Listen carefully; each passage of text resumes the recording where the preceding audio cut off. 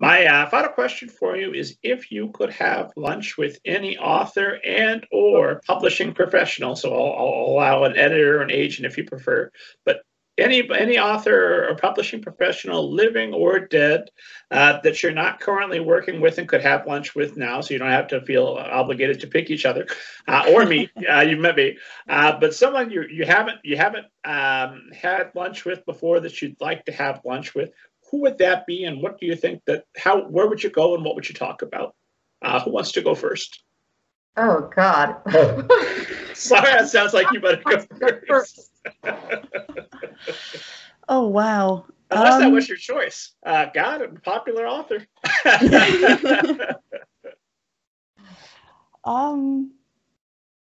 That's a really... You weren't kidding when you said it was... Impossible. It was...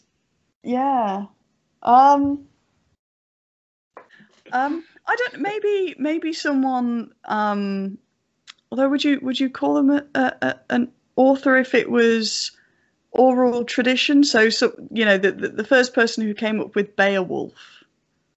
Wow. I think, or the Le Morte d'Arthur, for example, something like that. So when I was at university, I was obsessed with medieval literature to the point where I was, you know, doing translations of Old English for fun back when I could still remember Old English.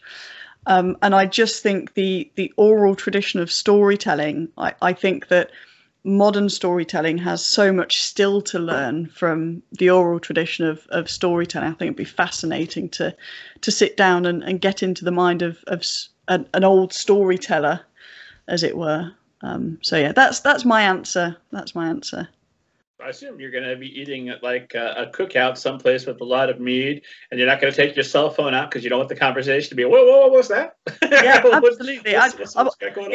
I used to do medieval reenactment, so some of the best food I've ever had in my life. So yeah. Well, this is going to work out splendidly. You're all set for this. So what are you going to talk about? I assume you're going to be wearing the appropriate outfit. What's that conversation going to be about, you think?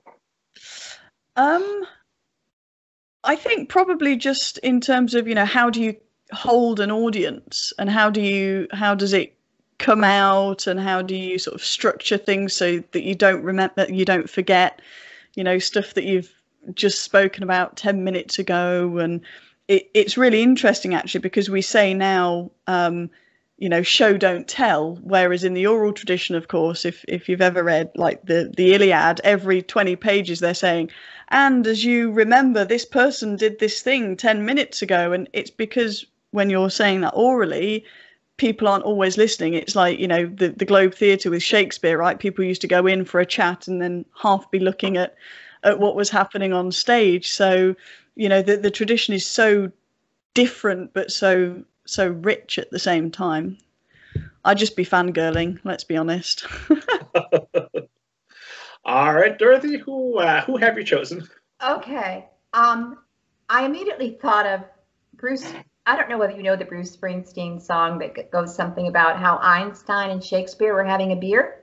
Mm-hmm. You know, and yes, Shakespeare, having a beer with Shakespeare would be interesting, you know. In that song, I can't remember exactly how the lyrics go, but Einstein says something like 1 and 1 makes 2, and Shakespeare says, no, they make 3. That's poetry, he says. And I thought, yeah, I want to have that kind of talk. I want someone to talk with like that. So, yeah, it's Shakespeare. Let me pick Shakespeare. I would probably hate his face. Well, take lots of notes. It's my understanding that scholars have some questions.